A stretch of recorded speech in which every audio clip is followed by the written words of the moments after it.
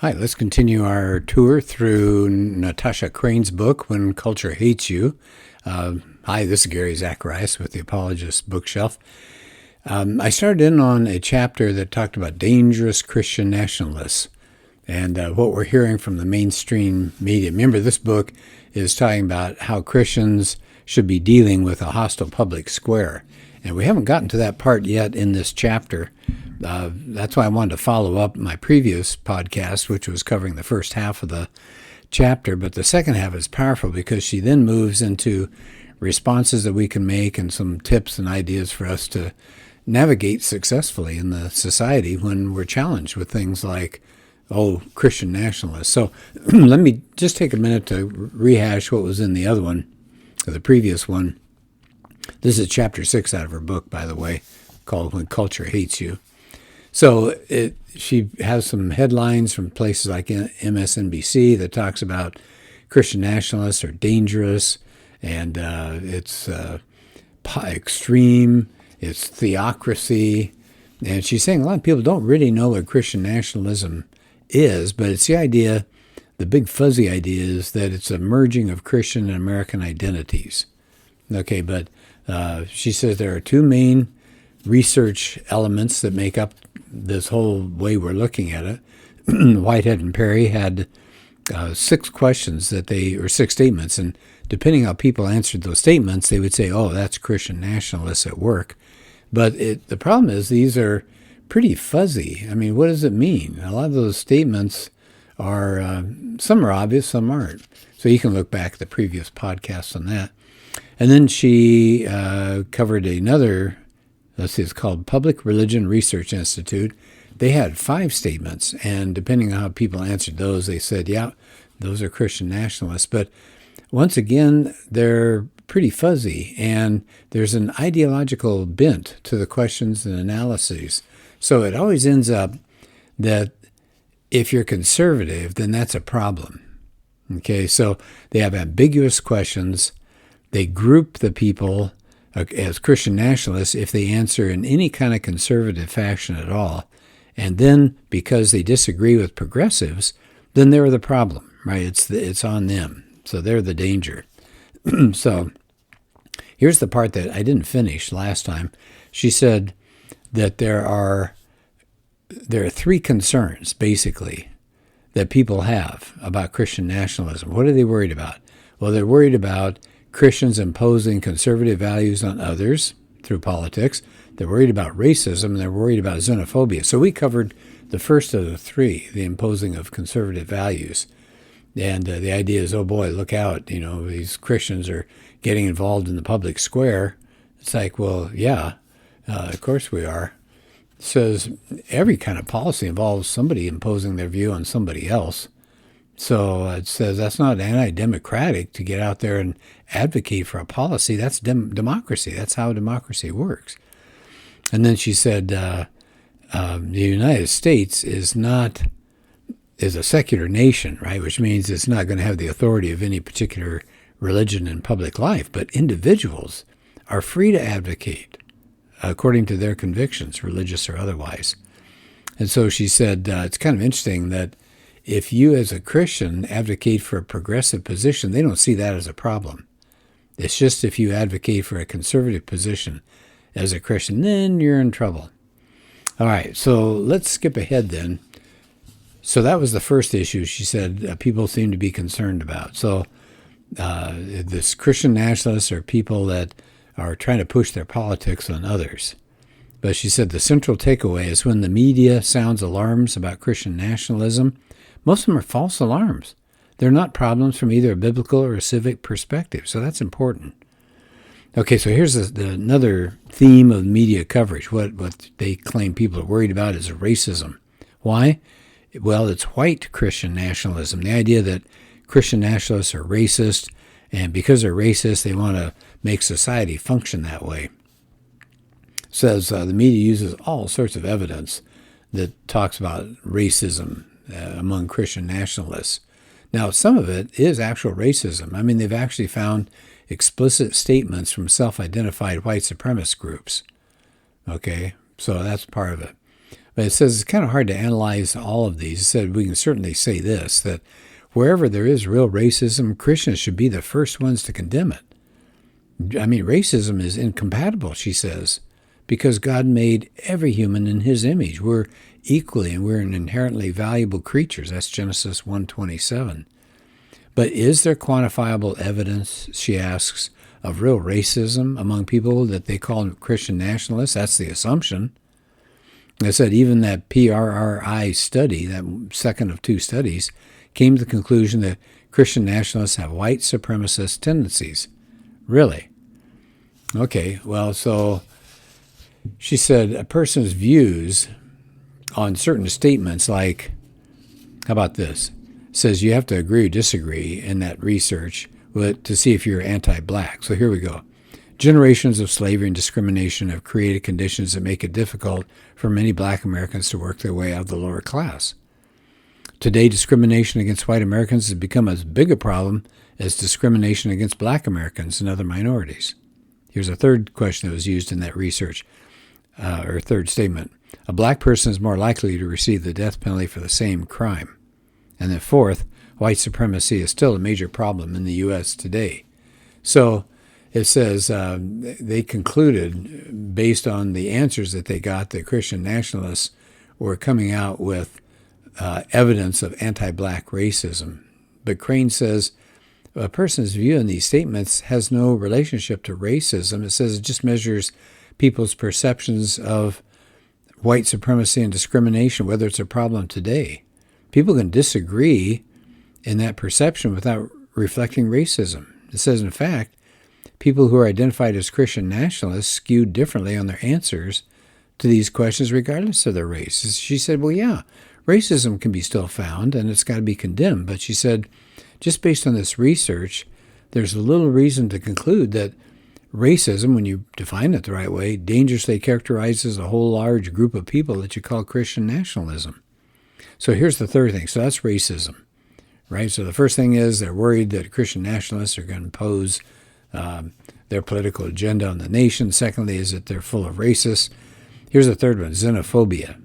All right, concerns about being xenophobia. So the story the media gives people is that people identified as Christian nationalists are fearful of immigrants, that somehow it's going to ruin our culture, and that Christian nationalists want to keep a primarily European Protestant culture that they associate with the founding of America. Now, how do they come up with that, the media? What's their evidence? Well, those that they label Christian nationalists, they say are in favor of stricter forms of immigration than the progressives are. And they say, so why do they believe that? They don't want to lose their cultural dominance. Okay, so if you believe national boundaries of some kind are necessary, guess what? You're a xenophobic Christian nationalist. Now, we just had, not too long ago, an election in this country, and a lot of people are concerned about the flood of immigrants who are coming in that couldn't be absorbed very easily, and on and on and on. But see, they would say that if you're Christian and you were concerned about that, you're a xenophobic Christian nationalist. Wow. So it said, are people xenophobic? Well, they ask questions in their research, like the American way of life needs to be protected from foreign influence, or the growing number of newcomers from other countries strengthens American society.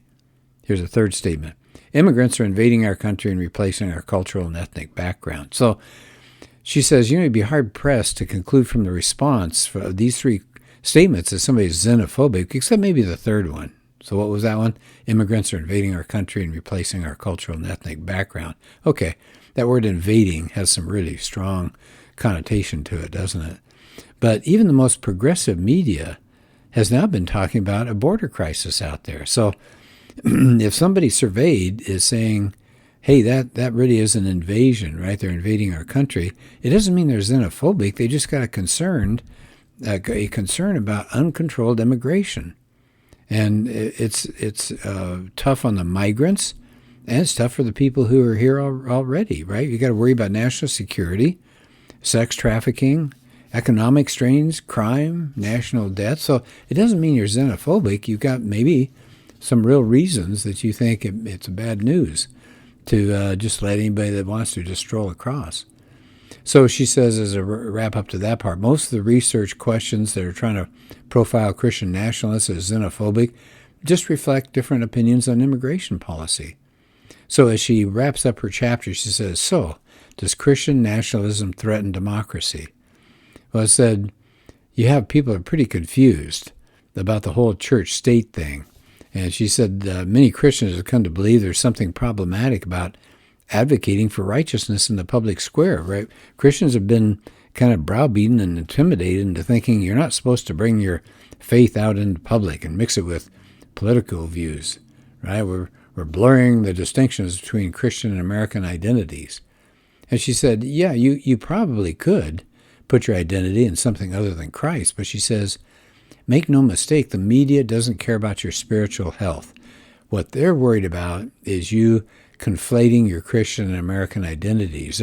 They're worried about you imposing unpopular values on others, and they call that anti-democratic, dangerous, theocratic, but it's not. It's you advocating for your views exactly as intended within a democracy. So she says we're American Christians. We should be grateful to live under a kind of government that gives us opportunity to advocate for the common good out of love for others and for God. Okay, so let's go to the last two parts of each chapter. She always has quick responses to whatever the issue is, and we'll cover more of those issues in future podcasts. And then she has actions for the common good. So every chapter has this. So here we go, right? So here are 5 challenges people will bring up about Christian nationalism, and then she gives a response. So number 1, Christian nationalism is a big threat to democracy. Well, she says, what do you mean by Christian nationalism? How do you see it threatening democracy? She says sometimes people mean that if Christians advocate for policies according to their values, that's somehow more of a problem than when other people advocate for policies according to their values. Why is that dangerous? Here's the second thing, another challenge. Christians want to set up a theocracy by imposing their values on everyone else. Well, she does the Greg Koukl thing, which is to ask questions like, what do you mean by that? So here's a question. What do you mean by theocracy? What kinds of values do you think Christians are imposing on others that's not consistent with a democratic form of government? I mean, voting according to your religious convictions is not the same thing as trying to throw out the government we have and set up a theocracy, which has a deity as the ruler. So everybody's welcome to vote according to moral convictions. Somebody's views are going to be imposed on somebody else's when the election's all over. Here's a third challenge in her response. Christians shouldn't be able to impose their values on everyone else because America has separation of church and state. Question. What, from your perspective, does separation of church and state mean? Isn't that a good question? What's your basis for defining it that way? Can you share some examples of how you believe Christians are not respecting that boundary? Wow, that's really good. She says, what they're referring to there, of course, is the Establishment Clause of the First Amendment. What does that say? That the government will not establish a state-supported church, and it won't force individuals to practice a particular way. It's in that way that you could say the church and the state are to be separate, but it doesn't have anything to do with how individuals should or should not use their religious beliefs to inform their participation in the political process. So, in a sense, it's all in the government, what the government should not do, but allows us to do things that we want to do. Number 4, America was never a Christian nation and shouldn't be one today. What are her questions that we might ask people? What do you mean by Christian nation? What are some examples you see of people today advocating for America to be a Christian nation in that way? She said, America never did have a federally established state church, but nobody's advocating for that today. Christians are just advocating for their values in the public square like any other citizen.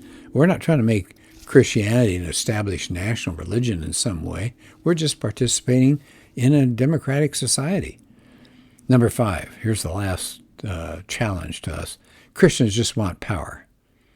Questions. Do you think it's inherently bad for a group to want power? Are there some who should be allowed to seek power and some who shouldn't? What makes Christians different from anyone else who wants to seek political office or influence? So she said, in any country with an established government, somebody's going to be in power. And those in power had to seek that power. There's no reason to go after some group for seeking power.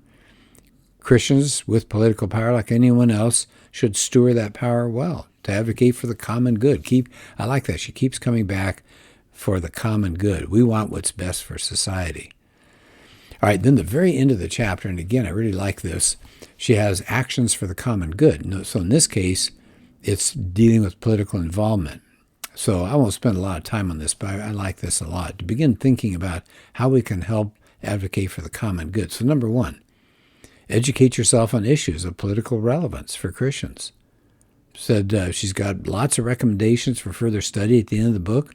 She'll take a look at those. Stay up on current events. Number two, get to know who your representatives and senators are in the U.S. and state governments.